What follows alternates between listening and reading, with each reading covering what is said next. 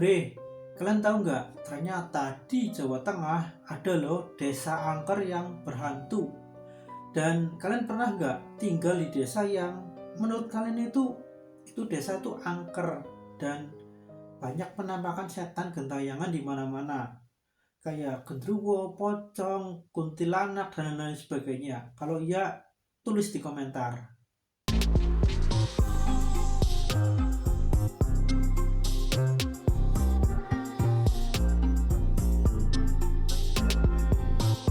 Jadi gini bre, gue mau cerita tentang pengalaman horor gue yang pokoknya kalau gue ingat, kalau gue kebayang-bayang itu masih benar-benar bikin gue merinding banget bre. Karena emang pengalaman horor itu benar-benar bikin trauma untuk diri gue selama ini bre. Itu pengalaman horor yang benar-benar paling horor yang pernah gue rasain bre. Dan itulah yang dikatakan oleh Joko, nama samaran. Dan kejadiannya itu pada tahun 2020 di desa terpencil di Jawa Tengah. Bersama gue Agi. Jadi mari kita simak ceritanya.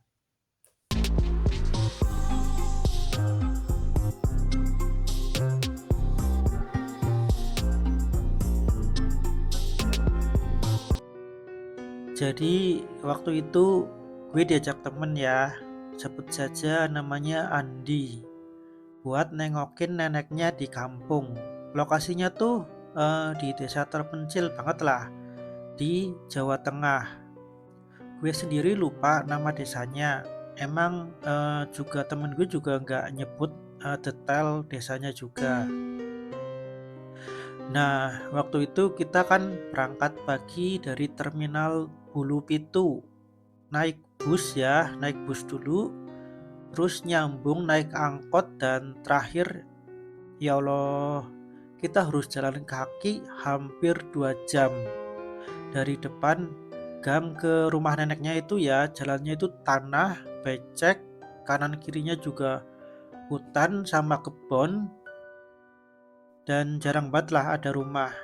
Dan kalaupun ada ya jaraknya itu jauh-jauh. Dan kenapa kita nggak naik motor? Karena ya ya gue juga sadar ini jalannya kayak gini kalau naik motor ya bebatuan gede ya, becek tanah, ada juga batu-batu gede lancip.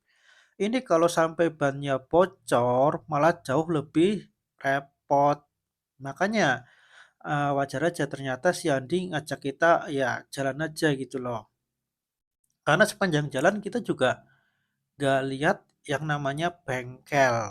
Jadi kayak ya bener kata Andi, kalau naik motor sendiri pribadi malah bisa lebih repot kalau terjadi hal-hal yang tidak diinginkan ya, seperti ban bocor dan lain sebagainya.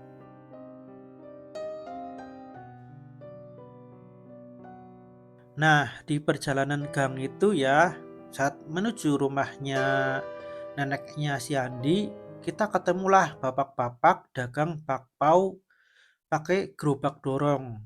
Nah, terus kita beli ya. Selesai transaksi, kita kan pergi ke arah yang berbeda. Anehnya, pas kita nengok lagi ya, itu bapak-bapak udah nggak ada. Padahal kita baru aja jalan sekitar 5 langkah lah. Kan nggak mungkin juga udah hilang. Dia kan juga pakai gerobak dorong yang pasti jalannya lambat, bukan yang pakai motor gitu loh. Tapi ya tiba-tiba kita nengok udah nggak ada gitu loh. Ya udahlah akhirnya kita lanjut aja, kita nggak mau mikir yang aneh-aneh itu ya.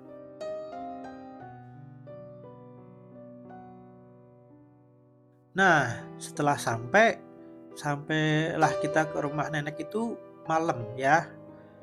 Rumahnya juga ternyata sangat-sangat nostalgia mungkin buat kalian yang dulu tinggal di desa karena dia masih gubuk sederhana ya, masih terbuat dari kayu pula ya, dan sedikit kayak bolong-bolong ya, kayak bekas rayap. Lantainya juga eh, masih tanah ya, masih tanah. Lantainya itu masih tanah yang apa ya? Kalau kalian lihat tanah itu kayak rumah zaman dulu kan tanah ya, tanahnya tuh kayak kayak bergelombang gitu loh, ya itu mungkin biar nggak becek gitu ya.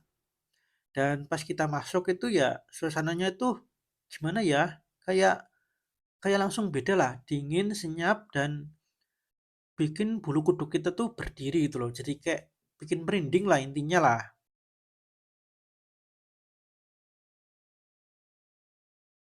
Terus pas kita di sana juga udah ada ini ya, tantenya Andi, dan dia ini bikinin kopi buat kita. Dan di sanalah kita nyantai-nyantai dulu ya di teras depan rumah. Kita ngopi, ngudut, dan bukalah kita bungkusan bakpao. Eh, pas dibuka, isi bakpaunya itu belatung, cuk, belatung. Jijik banget gue liatnya, cuk. Langsung gak nafsu makan gitu loh. Untung itu si Andi itu ya pas mau makan itu nggak langsung digigit itu loh, tapi dibuka dulu gitu loh. Dan kata ini ya, kata tantenya Andi, kalian pasti habis ketemu Kang Bakpao, apa ya, arwah Kang Bakpao yang gentayangan itu loh. Ternyata katanya itu dulu adalah eh, emang tukang bakpao yang meninggal karena dibegal itu loh. Terus dia jadi arwah gentayangan yang terus jualan bakpao di sekitar jalan situ ya. Dan kita pun baru tahu ternyata waduh ngeri juga guys. Bisa-bisanya ada arwah gentayangan yang jualan bakpao itu loh.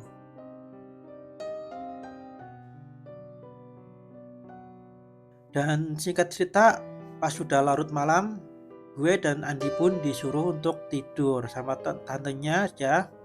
Soalnya katanya ya udah malam juga udah jam 10-an lah. Di sana juga ya boro-boro bro jam 10.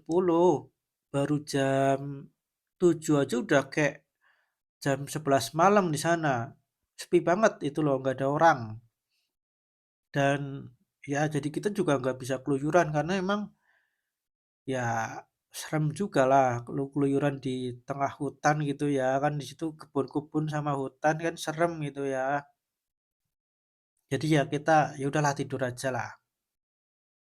Cuma ya tiba-tiba pas jam 2 pagi itu ya gue tuh tiba-tiba kebangun ya. Akhirnya gue cobalah keluar kamar mau ke kamar mandi lah, dan gue lihat nenek teman gue itu ya ngesot ngesot ke arah dapur gitu loh. Dan akhirnya ya gue bantuin dia, gue rangkul, gue tanya mau kemana nek. Nenek itu pun jawab ke kamar mandi dengan suara pelan itu loh ya, karena suara khas orang sakit itu loh. Tapi anehnya ya pas paginya ya sekitar jam 7 pagi ya, itu tante teman gue tuh nanya itu loh, Jok, semalam yang kamu rangkul itu siapa itu loh. Nah, terus gue jawab, lah itu kan nenek. Katanya nenek mau ke kamar mandi. Terus si tantenya bilang, tantenya Andi, dia bilang lagi, nenek semalam tidur sama tante kok, nggak kemana-mana. Nah, di situ gue langsung diem. Gue langsung merinding, tapi gak bisa bilang apa-apa lah. Dan temen gue juga akhirnya ngaku kalau dia juga merinding gitu loh.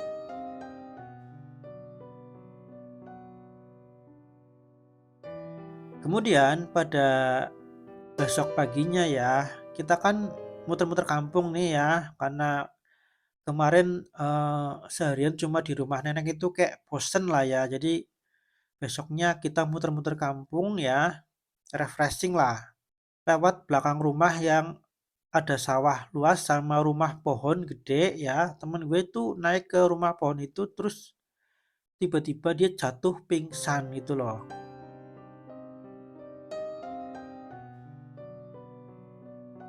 Nah, tiba-tiba tantenya tuh muncul dan nyuruh gue bantuin gotong dia ke sebuah gubuk di tengah hutan.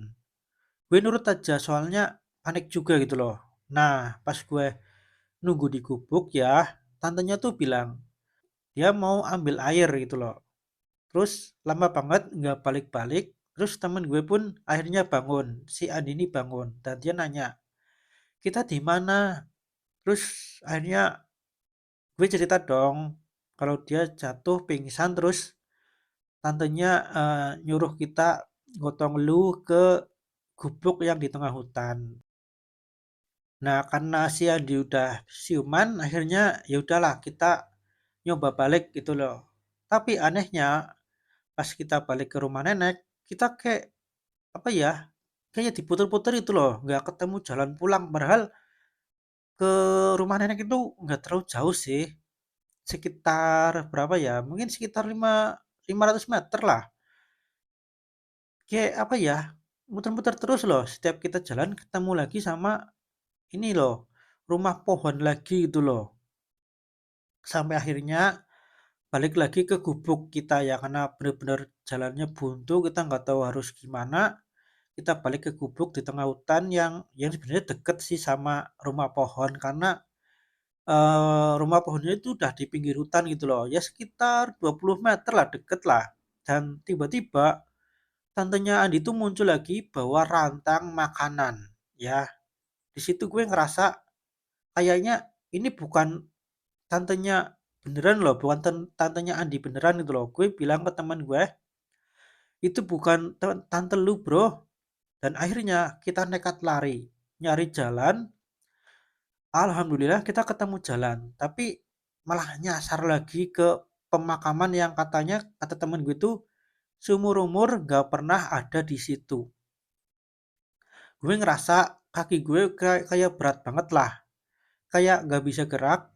Untungnya temen gue nyadar, terus dia narik gue lari ya. Kita akhirnya lari sampai ketemu jalan dan ketemu orang dan kaget lah pas dikasih tahu ternyata itu udah jam 11 malam. Terus akhirnya Andi pun tanya, Bre, gue pingsan berapa lama sih kok sekarang udah jam 11 malam? Ya gue bingung lah. Soalnya gue ngerasanya kayak baru beberapa jam gitu loh. Tapi emang sih pas ketemu kuburan tadi itu ya tiba-tiba apa ya? Udah malam aja gitu loh. Aneh gitu loh. Akhirnya ya udahlah, kita akhirnya diantar pulang sama ini ya, si orang yang kita ketemu itu loh, dan ternyata dia kenal sama neneknya Andi itu loh. Jadi tahu di rumahnya mana. Katanya temennya ini ya, temennya si neneknya Andi ini, katanya kita kayak apa ya, disasarin sama makhluk halus gitu loh, yang ada di desa ini itu loh, arwah gentayangan gitu loh. Jadi dia mau nganterin biar kita nggak disasarin lagi gitu loh.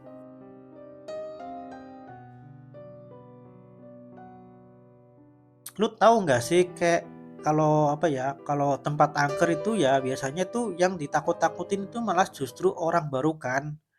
Istilahnya kayak minta kenalan gitu loh, pengen kenalan gitu loh, tapi dengan cara nakut-nakutin gitu loh.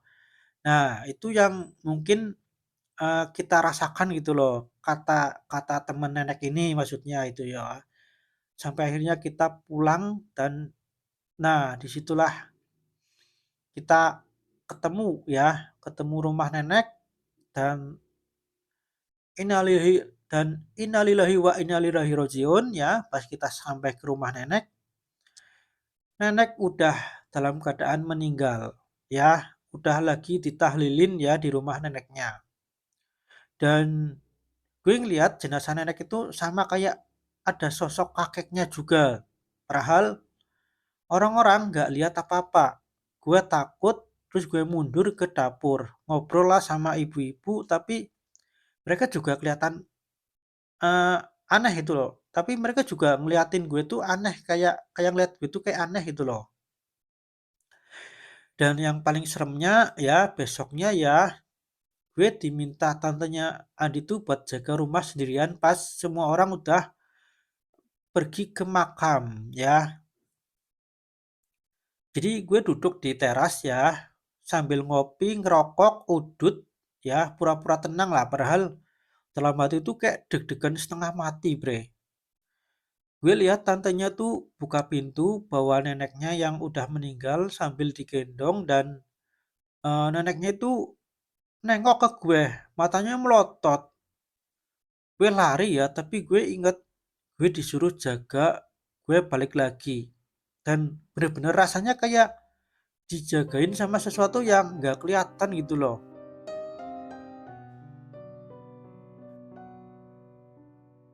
ternyata yang gue lihat itu ya bukan bener-bener si tantenya Andi yang bawa jenazah nenek. Karena apa? Setelah gue pikir-pikir, kan tadi udah dibawa sama warga dan neneknya juga udah dipandu apa dipikul gitu loh ya. Pakai ini loh, pakai keranda gitu loh, dan tantenya dan juga si Andi juga udah ke kuburan sama para warga gitu loh. Jadi terus yang gue lihat itu siapa cuk? Si tante yang bawa mayat nenek itu siapa, yang gendong nenek itu loh, gendong mayat mayat nenek itu siapa itu loh.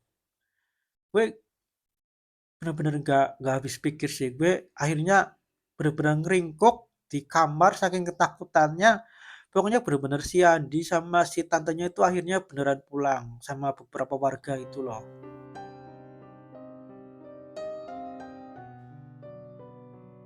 Dan sampai akhirnya ya besoknya gue pulang sama Andi, itu pun dalam keadaan masih takut ya, gue masih parno ya. Gue pulang balik ke Purwokerto tuh masih dalam keadaan parno ya, dan Andi pun juga kayak gimana gitu, dia juga kayak takut juga soalnya Andi juga kayak ngerasain banyak hal horor juga gitu.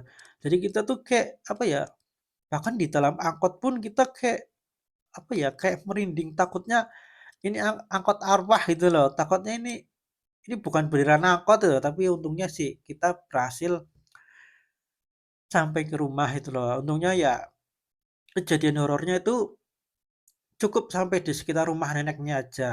Yang kita naik angkot, naik bus, pas balik itu udah beneran angkot dan beneran bus. Walaupun kita kayak parno sendiri, ngerasa kayak angkot arwah tapi yang sebenarnya itu angkot beneran itu loh.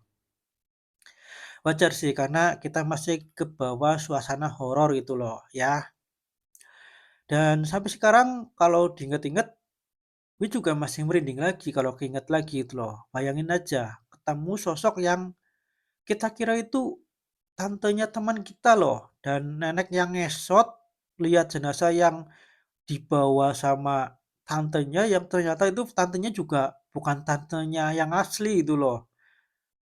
Terus muter-muter di hutan ya, beneran bre, serem banget. Dan gue sampai sekarang masih suka nanya sama diriku sendiri, apa iya ada tempat seserem itu di dunia ini ya? Karena di dalam hati gue juga kayak gimana ya? Ini gue nggak nyangka ya ada tempat seserem itu di sini gitu loh, di Jawa Tengah aja gitu loh. Dan gue yakin pasti banyak yang nggak percaya sama cerita gue ya, karena gue juga nggak percaya kalau kejadian itu bisa terjadi gitu loh, dan gue baru percaya karena gue ngalamin sendiri, dan kalian juga pasti gak bakal percaya kalau nggak ngalamin sendiri, karena ini kayak absurd banget tapi beneran horor dan beneran terjadi. Kalian punya teman indigo, coba tanya. Pasti mereka bakal bilang, iya beneran ada tempat seserem itu. Cuma emang hanya orang-orang tertentu yang tahu dan hanya orang-orang tertentu yang dikasih lihat penampakan termasuk gue.